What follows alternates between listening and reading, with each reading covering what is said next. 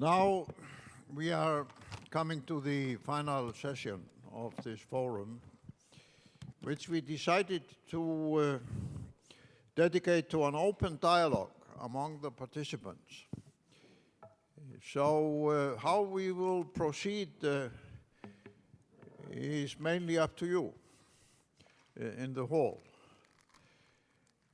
We thus invite you to share your conclusions or messages or recommendation or whatever you want to highlight after listening and speaking throughout these 2.5 days of what I think has been a very profound evidence of the new importance of the Asian engagement in the Arctic and how that impacts on the global relevance and the process on many issues, as was discussed in this previous panel.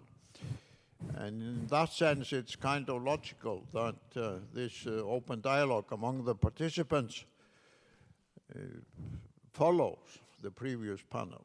I know it is somewhat of an innovation to conclude an international conference of this kind with an open dialogue among the participants, because it is done on the assumption that you have something to say. If you don't, then I think my good friend here and co-host will simply encourage you all to go and have lunch or something. But we are sure you will have something to say. But before we come to that, we had planned to have the Foreign Minister of Japan coming here and give his address. And as we learned recently at the G20 meeting in Delhi, the Foreign Minister of Japan has many obligations and duties.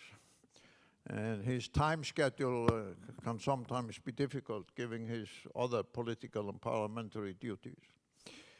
So in that sense, we have, in the last few hours, been put in the same place as the G20 in India. It's not a bad place to be in terms of the diplomatic prestige.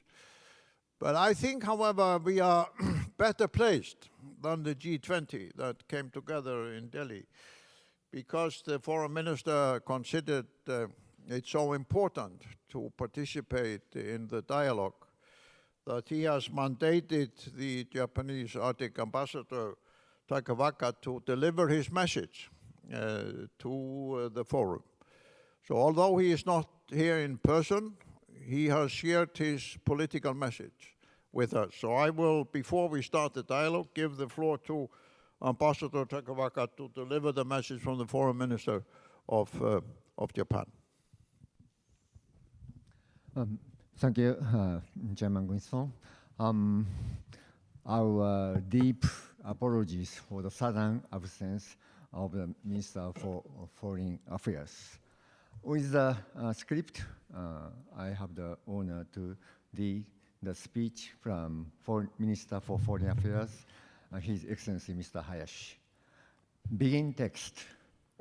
His Excellency Mr. Ólafur Ragnar Grímsson, Chairman of the Arctic Circle, Mr. Sunami Atsushi, President of the Sasakawa Peace Foundation, distinguished guests, ladies and gentlemen, I would like to congratulate you all for the successful Arctic Circle Japan Forum.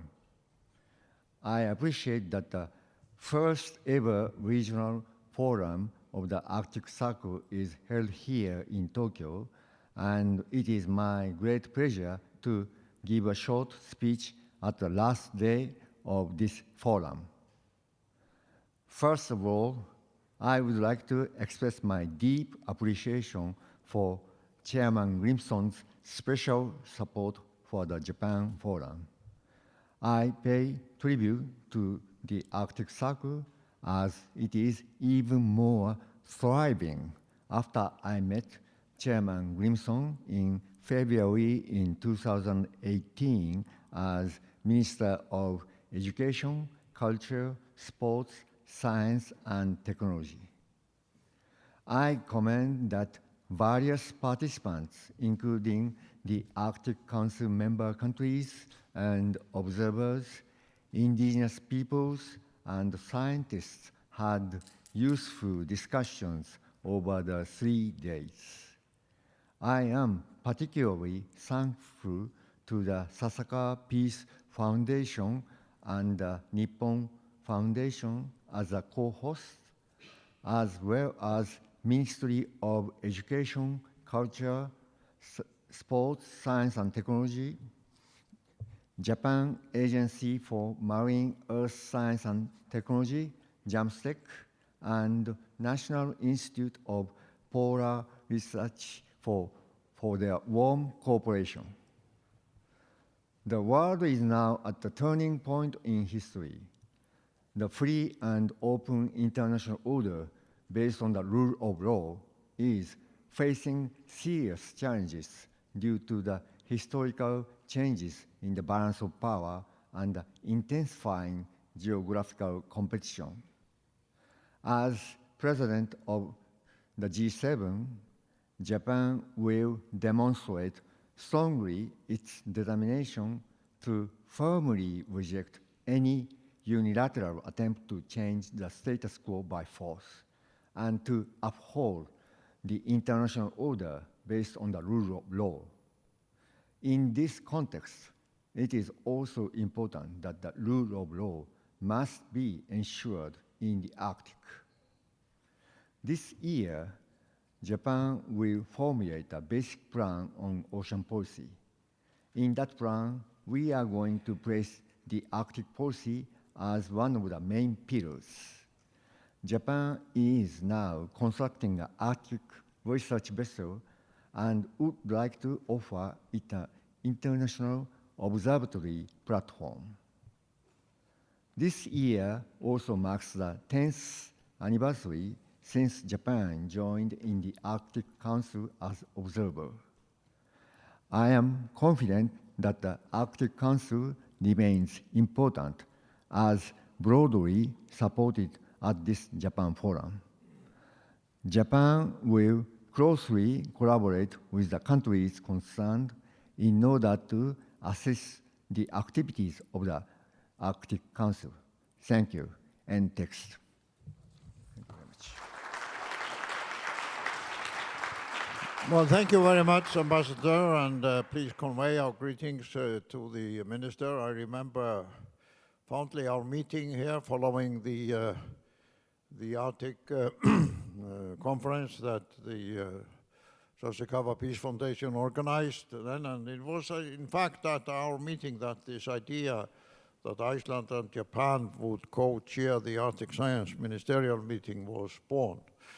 So I hope the Minister will find time to attend the Arctic Circle Assembly in October and report to the Assembly on the success of the Japan Forum here, as well as on Japan's mission in the Arctic in the years to come.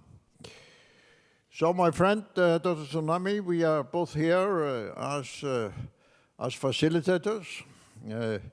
I don't know whether you want to say a few words before I open it to the floor, and otherwise, after your comments, we will go straight to the audience, and I hope the microphones will be ready. Well, actually, I already exhausted my brain with the difficult questions from previous panels, so I think I have nothing to really add, but to just open up the floor. But I think, I really thank all the participants for really making this forum success. So thank you. Okay, so let's see how this exercise goes. I have often emphasized the Arctic Circle is an open and democratic forum where anyone with anything to say can actually participate. So. Thank you, Mr. President. My name is Hans van Ólafur, the Blue Cooling Initiative. We met 20 years ago when you were still president of Iceland. And I really want to commend you for having identified the Arctic as something of planetary importance for humanity. I also commend you for having the courage, to do this in an open format. So that's why I want to help you by kicking off the first branch, and hopefully other contributions will follow. I think in the spirit of your own initiative of looking at the importance of the Arctic from a planetary perspective and from a humanity perspective, I just wonder what kind of analogies could there be seen between, on the one hand, the Amazon forest in Brazil, which is strictly speaking Brazilian territory, but they are also the lungs of the planet. And the same way, the Arctic happens to be a piece of the world that does not get very much sunshine, where not too many people live, but that is of huge importance because water is stored in the form of ice, stacked up, as a result of which it's not in the ocean basins. What do you think as the next stage of the Arctic Circle, which of course is the scientific and political body alongside the Arctic Council, which is more a formal body? As you know, we spoke, we want to catalyze science, politics and business in protecting the world's low-lying coasts through the Blue Cooling Initiative. But we want to sacrifice ourselves because eventually we think this is going to be a United Nations issue. Perhaps the Security Council. I already spoke with the Arctic Ambassador of China, who was talking about that as well, because in the end, it is a planetary interest of humanity and not just a geographic area of the people that live there. But obviously, all science and all decisions need to be taken with respect of those that dwell there, but with the wider holistic context of, as I said, planetary considerations for humanity and its future. Thank you. Good. Let's go back. Yep. We have, over the last few years, as an international community, introduced and approved the notion of open science. And I would note that open science, in a sense, is akin to free speech. The challenge with open science, to be inclusive, is who, what, when, where, why, and how. And in a sense, to tackle global problems at the timescale of a pandemic over months to years, at the timescale of high technology, of years to decades, in climate and human population growth over decades to century, requires continuity on a planetary scale. The question is, how do we, as a civilization, create the continuity absent the ability of the scientific community, represented here, for example, to have open access, open dialogue, open science in a way that is not interfered with by the geopolitics of the world. The geopolitics is short-sighted often. It doesn't think short to long term. How do we as a civilization balance national interests and common interests absent the continuity that the gift of the science community, the natural sciences, the social sciences, and indigenous knowledge give us to operate across time? So in terms of thanking you as well, but the challenge is to be inclusive. How can we be inclusive if the very mechanisms that we have in terms of methods that have evolved over millennia are taken away by the geopolitics of the moment and the powers that exist in the world? Okay, in the middle here. Yeah. Leif Lundsmann, journalist from Denmark again. Thank you, whether you like it or not, Mr. Grímsson. You have heard now, we've all heard, a call from the global scientific community to resume scientific cooperation among all 8 members of the Arctic Council. Could the Arctic Circle issue a message to the Arctic Council with a call for resuming of the scientific cooperation among the 8 Arctic members and the observing nations? And why not? Okay, let's have some more comments. Or yes, this here in the front. Here.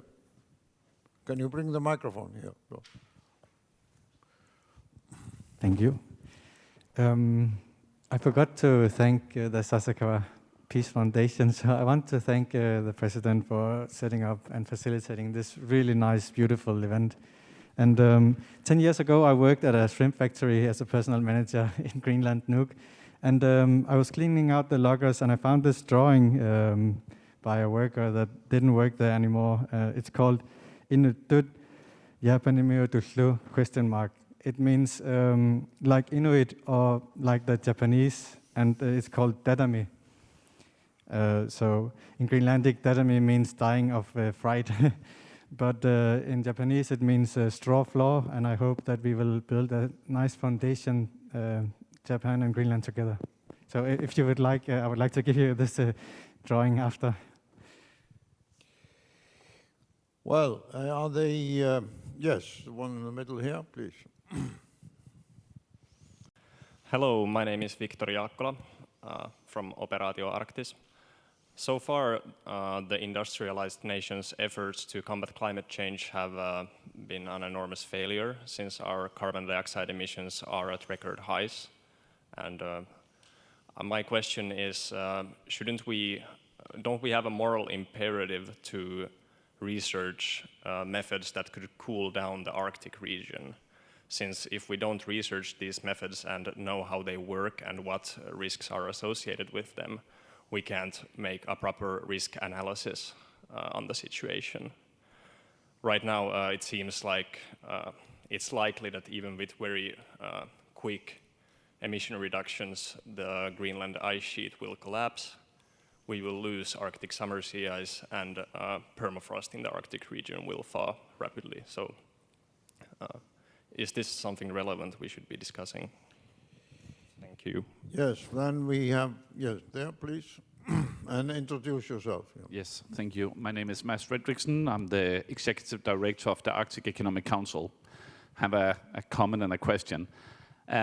It's great to be this fantastic event and to hear from all the scientists, but I also think we have to remember the role of the private sector, the ones who are creating the jobs in the Arctic region, the ones who are creating the tax money that allows us to do all the research quite often, and also the ones that have actually find the climate solution. So when we hear about all of this, so just to say that we always talk about investments. I would encourage all of you to go out and actually talk with the companies, because they're not always attending these forums and events, because they're busy out there working and creating jobs for the local communities.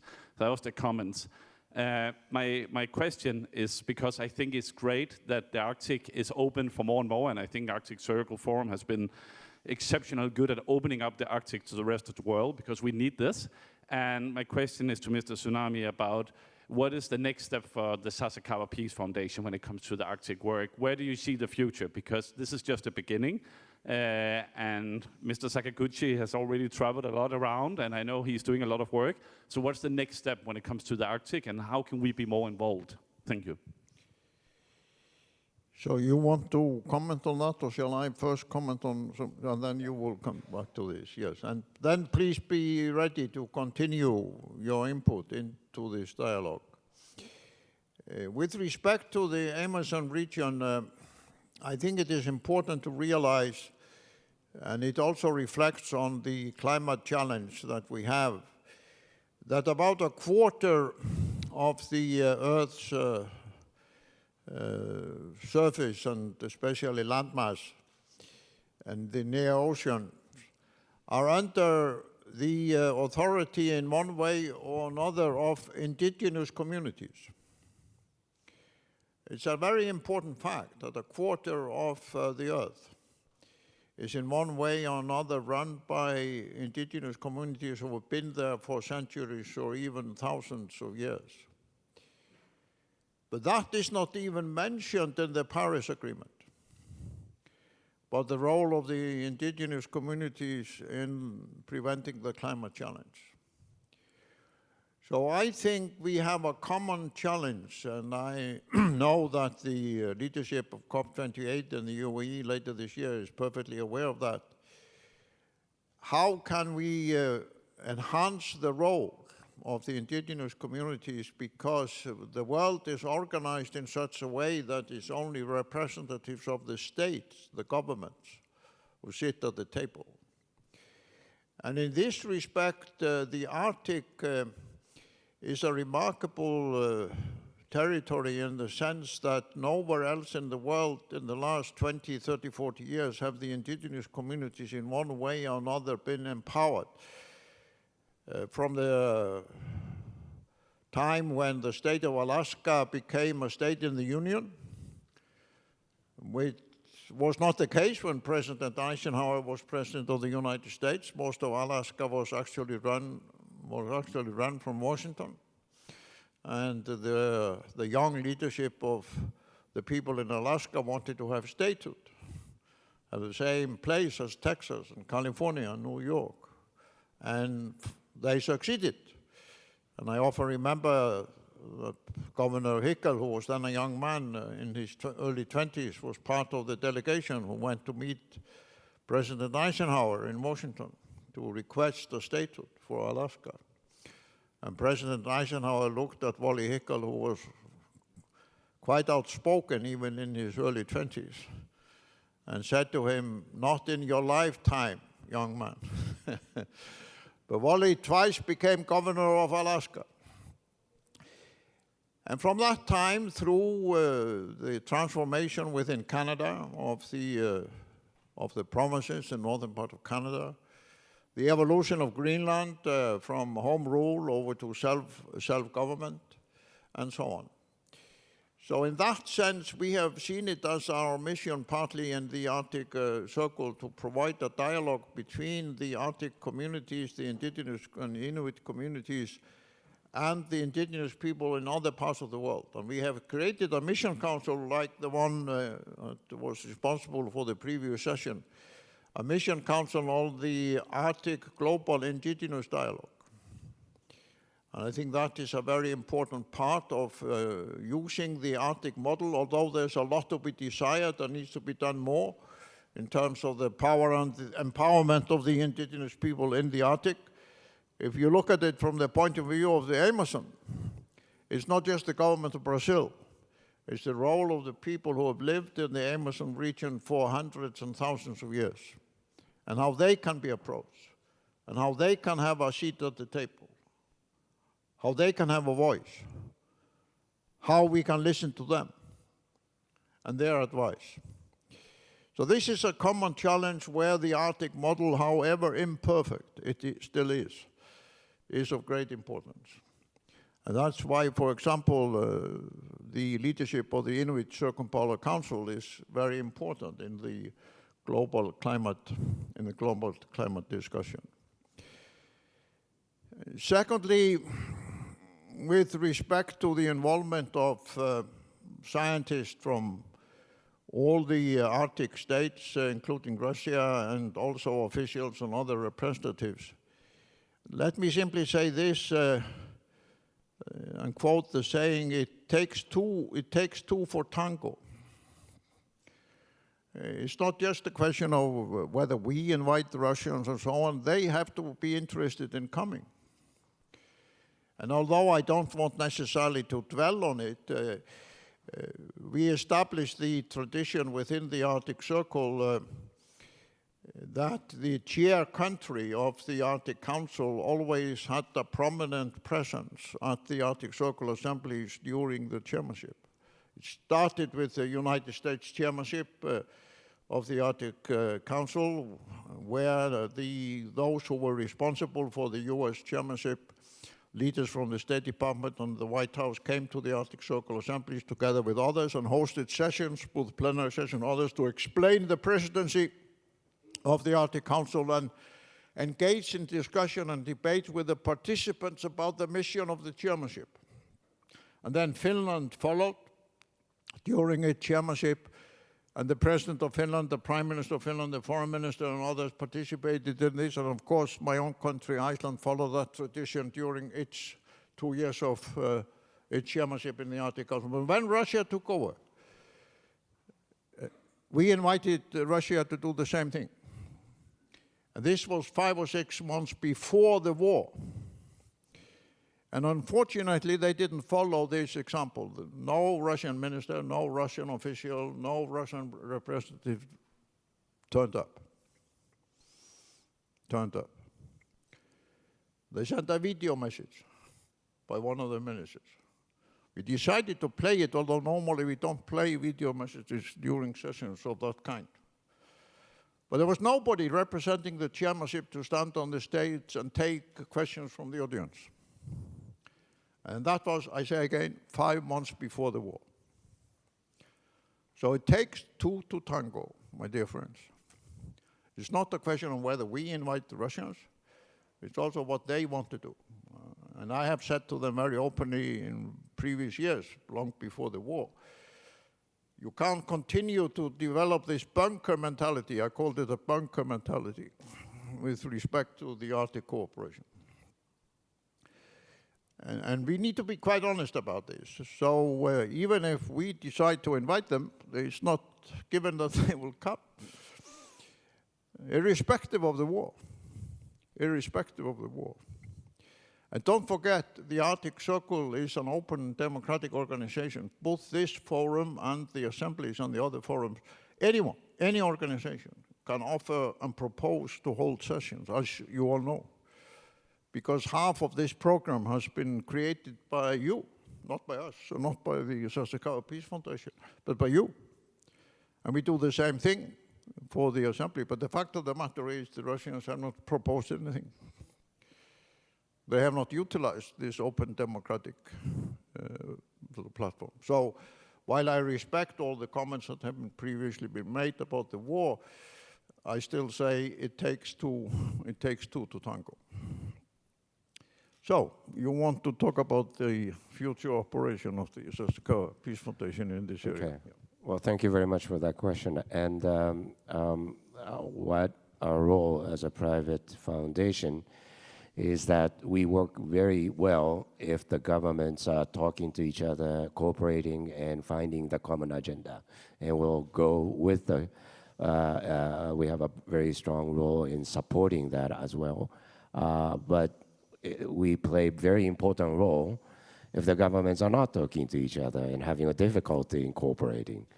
And either case, I think we have a role to play bridging between the Arctic communities, Arctic states, the indigenous communities, and non-Arctic states and non-Arctic civil societies. And one of the effort of this sort of support, working with the Arctic Circle, is precisely on that platform. And also, as I mentioned, coming out of the last 3 days of discussions, and maybe we should look for a more cooperation among non-state, the observer states, non-Arctic actors.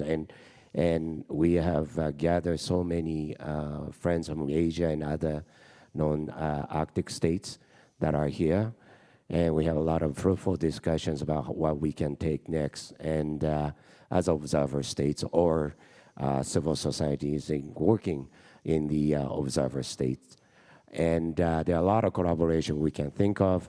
I'll reach out to the friends and partners in Asia, as well as other observer states, to get together and talk about what we can do to save the Arctic from outside of the Arctic. So that will be our next challenge. Thank you. Let me also say a few things about this question from Finland about the climate and the Arctic. It first reminded me of a very interesting encounter at one of the early Arctic Circle assemblies when an Inuit was on the stage and somebody from California stood up and asked what the Inuits were going to do in order to save the polar bears. And this young Inuit leader paused a little bit and said, my dear friend from California, the reason for the threat of the future of the polar bear is what you are doing in California. It's not because of what we are doing in the Inuit communities. And he was absolutely correct. It is the energy system being used all over the world which is threatening and transforming the life through the melting of the ice and also the melting of the tundra, let's not forget that, in the Arctic. And in this context, looking at the role of the Asian states in the future of the Arctic, let us remember that in about a quarter of a century, in 25 years or so, about 3/4 of mankind, humankind, will live in Asia and Africa. The rest of us, Europe, North America, Australia, will only be 25%.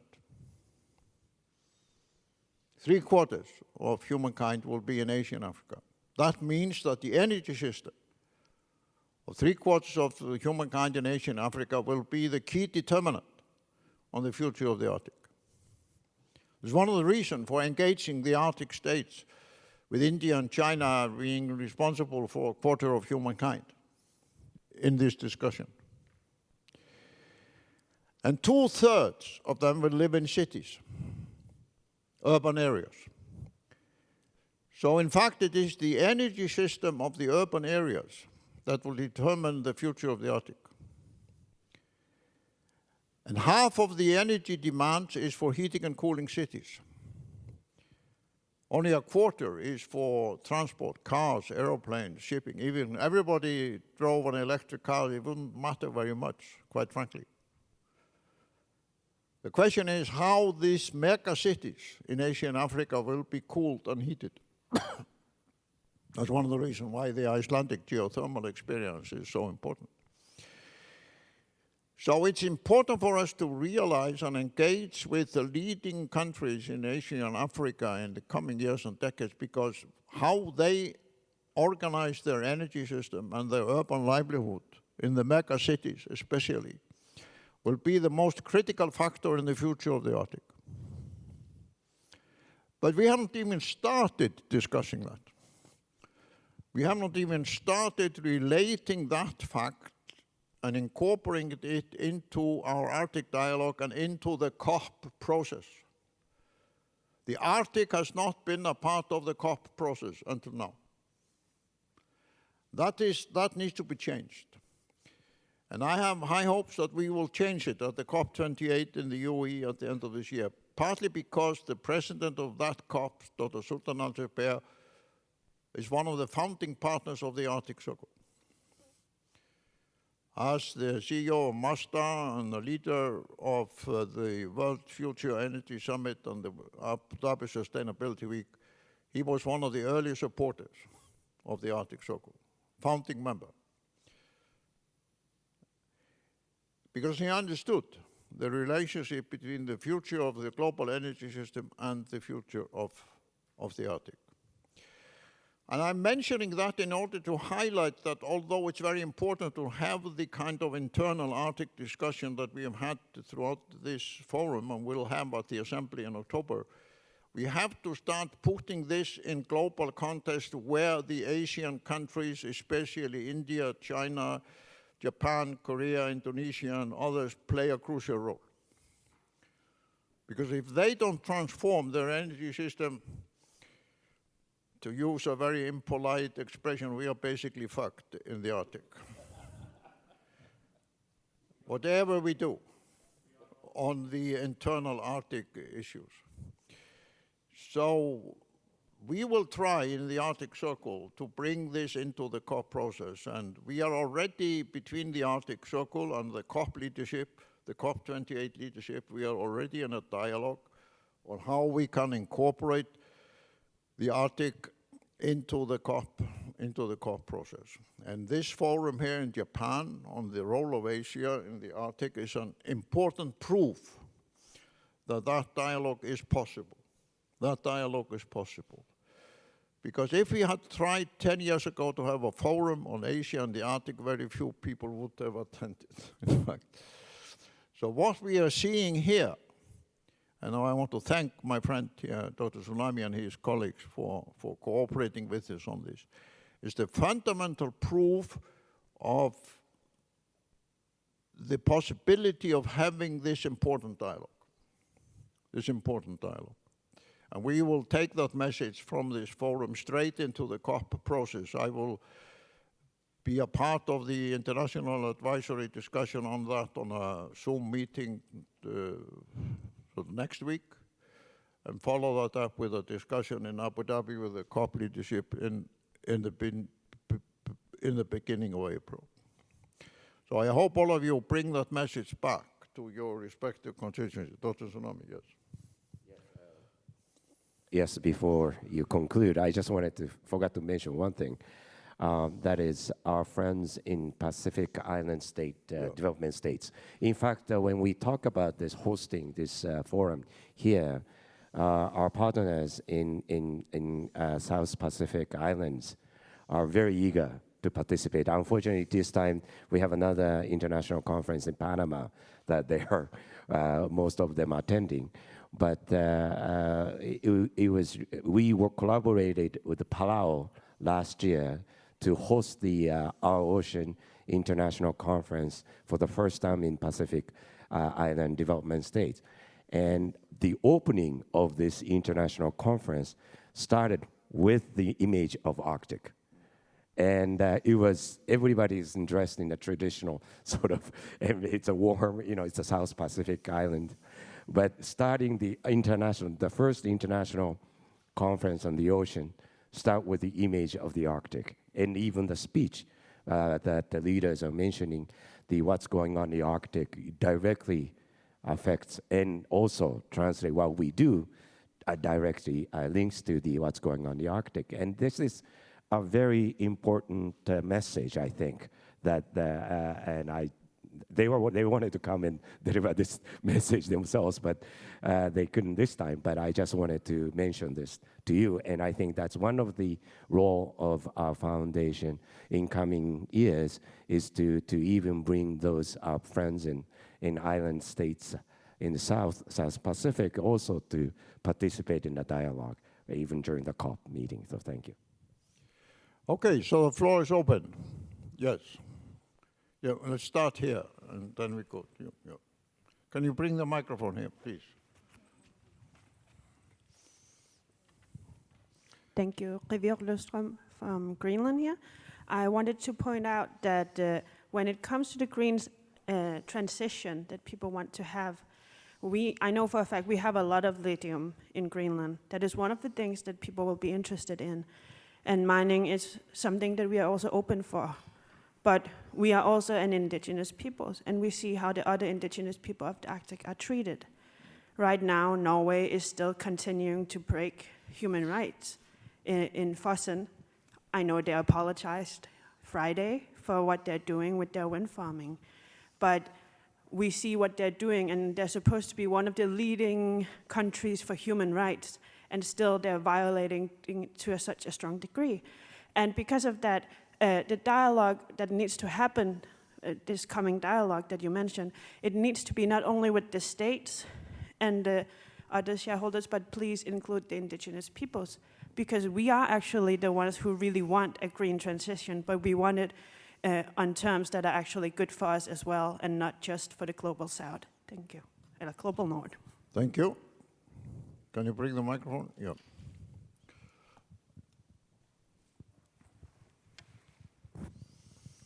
Hello, my name is Hide Sakaguchi, Ocean Policy Research Institute, Sasakawa Peace Foundation. I know Chairman Mr. Grímsson don't like me to say thank you, but I really want to say thank you for all the participants for your great, tremendous effort to come to Japan, and also making such a hot discussion in last 2.5 days. I thank you. And also, one thing I should not forget is the team of Arctic Circle. Could you please stand up? And also the team of our Sasakawa Peace Foundation team, could you come? They have done a tremendous effort in last 2-3 years to prepare to have this forum, and day and night, because we had to overcome 8 hours time difference to discuss about the program, the detail of the program and everything. So it's not I'm saying thank you, but please clap hands for their tremendous effort. Thank you so much. I thank you. Yes. And the real question is, as our president, Sasakawa Peace Foundation, Dr. Sunami has already touched with, but we realize trilateral relationship in this forum, and also together with India and Singapore, and so I think we have played in certain the question, the Asia in the future of the Arctic. That is the main issue of this forum. But what we should do for next, from the standpoint of Asian countries, in addition to some comment given by Dr. Sunami. So I think we need to take an action. Otherwise, we will forget soon. Soon after this morning session. But we need to have some concrete decision based on the Asian countries. This is my question. Well, thank you very much for this. There are two. There's one hand there, and then and another one here in the front, and then we will try to bring. Okay, we have two more there. Okay, let's have these three and see what happens. Yes, please. Yes, I will try to do it briefly. My name is Aya Kemnitz. I'm an MP from Greenland, chair of Arctic Parliamentarians. And I was just thinking with this discussion, I think it's important for us to remember that one day the war in Ukraine will be over. And we need to talk about the speed of trust, because we've been talking about that for the last couple of days. And usually we look to the Arctic Council for solutions, and we usually say this is the most important fora. But maybe in this whole situation, maybe the fora and the place to look for solutions is within civilians, scientists, students, people to people, but also parliamentarians. So it's a different approach on how can we build up trust with Russia when the war is over. So I just wanted to hear your thoughts on that. How can we do it? Because I hear that all the 8 Arctic states would like to have collaboration after the war in Ukraine is over, but it's going to be difficult, and it's going to take time to build up that trust, and especially to make sure that the speed of trust is being heightened. Thank you. Meet. President Grímsson, this is, I think, the 3rd trip I've been able to join you in Asia. We've had a conference before in Singapore, Korea, and we've been together with Sunami-san and others from the Sasakawa Peace Foundation in Japan. And I for the Arctic residents here, I just want to say thank you for coming, because I think as we look at the future of the Arctic, and Asia's role in the future of the Arctic, it really comes down to this. And I say to the Asians, you will help us and we will help you. And the help for us, very, very simply, is we want to have sustainable fisheries. In the North Pacific especially, we have a challenge right now. You heard that from some Alaskans who are not getting salmon in their rivers. And we think it may be fishing practices in the North Pacific. If you will help us, we will help you with continued fresh food and great sushi for generations to come. When it comes to shipping, we have had many different scenarios about the future of shipping, but the one thing that is sure about shipping is that in the same way that you would not drive to Sendai or to Osaka without knowing that there are tow trucks by the road, we have to figure out how to pay for the shipping services. And you will help us, we will help you. I think the point was made by the Ambassador Samtan yesterday that there are very specific things that Asia can do to help the Arctic. When it comes to energy, I had to duck out this morning to learn a little bit more about Japan's plans to import hydrogen in the form of ammonia. There is a tremendous energy transition that is already going on here, and when we heard people saying we're not paying attention to climate change, I'd like to know what corner of the world you're hiding in, because everybody I talk to in the energy business is paying very close attention to climate change, and everybody is struggling on a series of technological solutions. You will help us, we will help you. There is absolutely no doubt, Mr. President, your leadership in this to bring us together with our largest markets, our largest investors, and it is a sign for global leadership. And Sunami-san, I just want to thank you. I know that your foundation can work on many, many different things, and the attention that you have given the Arctic personally and institutionally is tremendous. To the Arctic ambassadors here, I just want to say one thing. I went to my embassy and I met with my economic leadership in the US Embassy, and they knew nothing about what's happening from the Arctic side. I'm sure the Arctic and the science people were dealing with the other folks there. But if you are an Arctic ambassador, your relations within your own foreign ministry on the economic relations and the energy relations that we've talked about here, that message needs to get to them, because we are part of the solution. You will help us, we will help you. Thank you very, very much. I think if I try to find out who has been most active since the Arctic Circle was founded 10 years ago in demonstrating the democratic dialogue by putting questions, I think it's been our good friend Rasmus, who now has raised his hand, and we'll have the final question and input in this dialogue. I think you are becoming the kind of grand old man of the democratic dialogue at Arctic Circle gatherings. Rasmus. Well, as long as I'm not a great nuisance.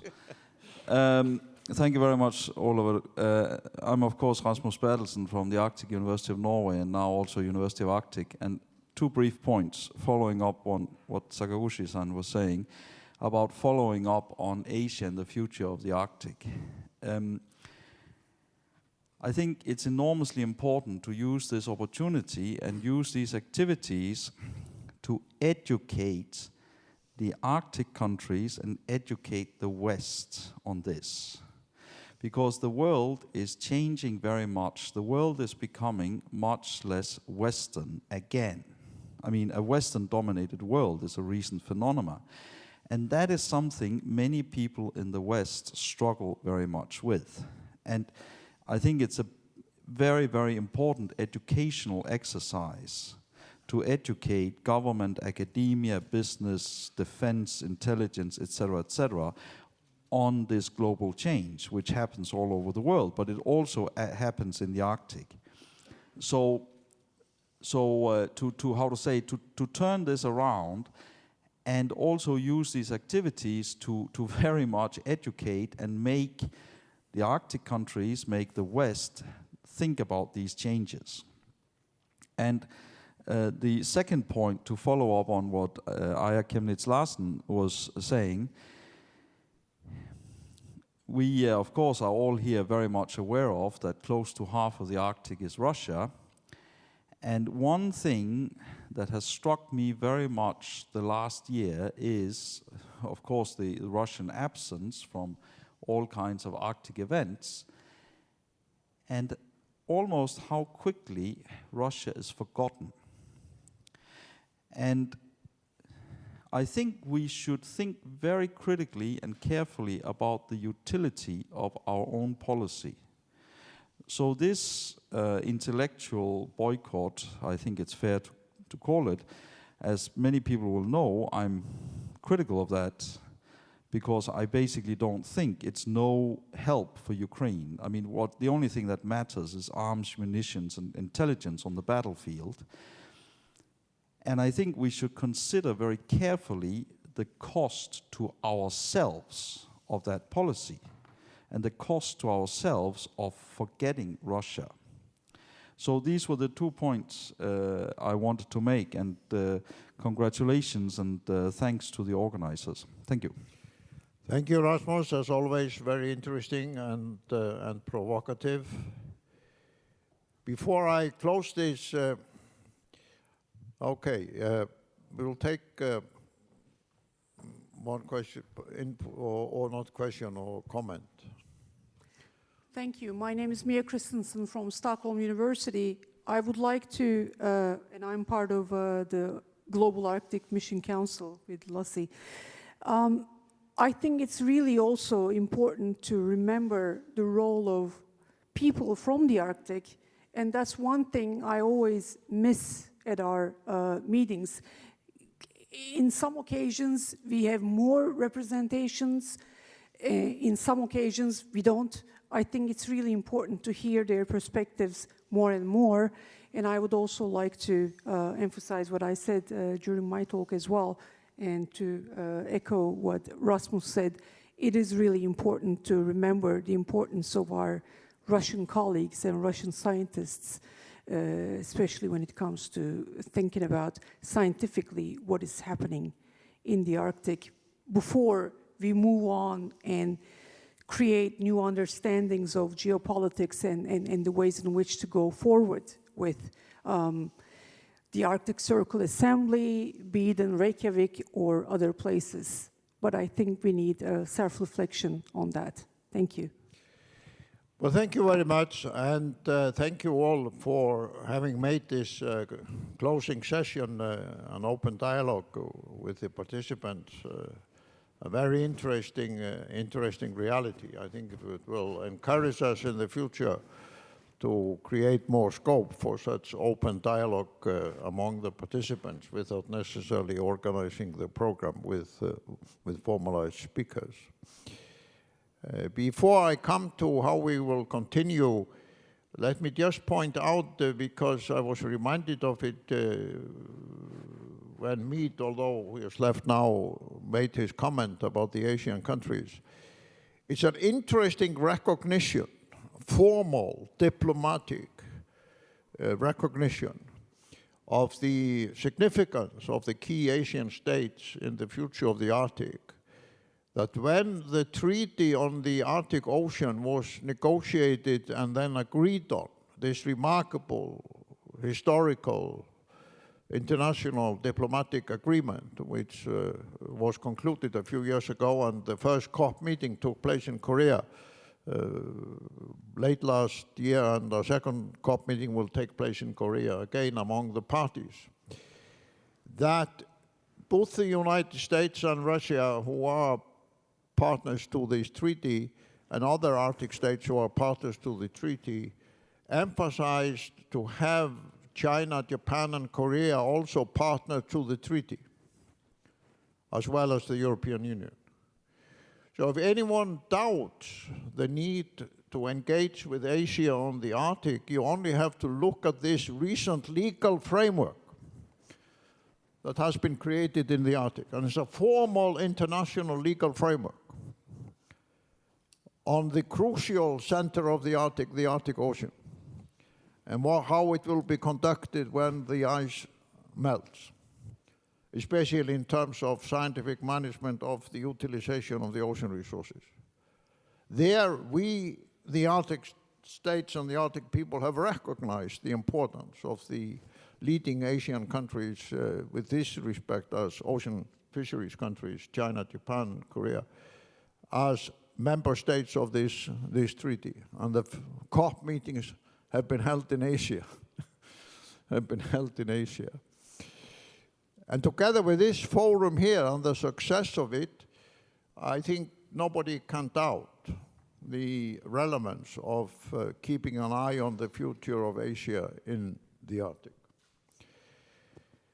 But let me also emphasize that although many people said to us in the Arctic Circle leadership, when the war broke out, and in the few months after the invasion, that it would now be impossible to conduct the Arctic Circle gatherings because of the war, and many people advise us simply to hibernate, to stop, because it would be impossible, it even would be an embarrassment to actually try. But we were of a different opinion. And now I think we can look back on first the extraordinarily successful Arctic Circle Forum in Greenland in August last year, with representatives from over 25 countries, 400 participants, the largest international diplomatic political gathering in Greenland since it started to be a meeting place. Then the very successful assembly in Iceland in October, which in fact turned out to be, in the opinion, I think, of everybody who participated, the most significant assembly since we founded the Arctic Circle 10 years ago. And in January, we came together in Abu Dhabi to organize for the first time a dialogue on the third pole Himalayan glaciers and what the Arctic could contribute to cooperation and scientific research on the glaciers in the Himalayan regions. And we have heard here from the leadership of Ishimut the great significance for almost 2 billion people about that. And now we have come to the end of the Japan Forum. And this track record, Greenland, the Assembly, the Abu Dhabi Forum, the Japan Forum, are formidable proofs that those who advise us to hibernate and stop were wrong. That the momentum and the power of continuing the dialogue has turned out to be extraordinarily worthwhile, extraordinarily productive and useful. And I want to thank all of you for having made that possible, because without your engagement, it would not have been possible, despite the organizational capability of the Arctic Circle and the Sasakawa Peace Foundation. And let me also communicate to you that we will continue in October. And we are already seeing an enormous international interest in the Assembly in October. And following that, as was announced in Reykjavik by representatives of the government of Germany, the government of Germany has invited us to host the next Arctic Circle Forum in Berlin in the early months of next year. And we will start preparing that actually in the next hour, when we will have a meeting with a representative of our German host here in Japan. And we are already having preliminary discussions about the location of the forums that will then take place after that. And I'm communicating this to you to give you optimism and inducement to continue to be involved, to continue to propose sessions, because the structure of the Arctic Circle is such that those who propose sessions, and if they are accepted, you have full authority over the sessions. It's a democratic empowerment of whether they are indigenous people, scientists, business leaders, diplomats, officials, to come and do their own thing. Be their own spokespersons, not having to subject themselves to the leadership of somebody else. And that is unique in the international forum. But without the democratic engagement of participants from different parts of the world, different constituencies, different interests, it would not be possible. So let me conclude by thanking our great friends from the Sasakawa Peace Foundation and everybody here in Japan who has worked with us in order to make this possible. But above all, to thank all of you for the role you have played in demonstrating the importance of this dialogue, the importance of this engagement, and how you have contributed through your views and your presentations to the extraordinary substance that we have witnessed in this forum.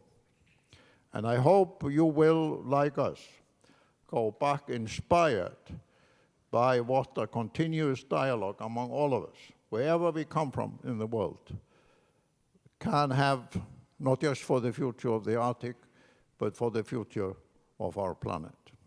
Thank you very much.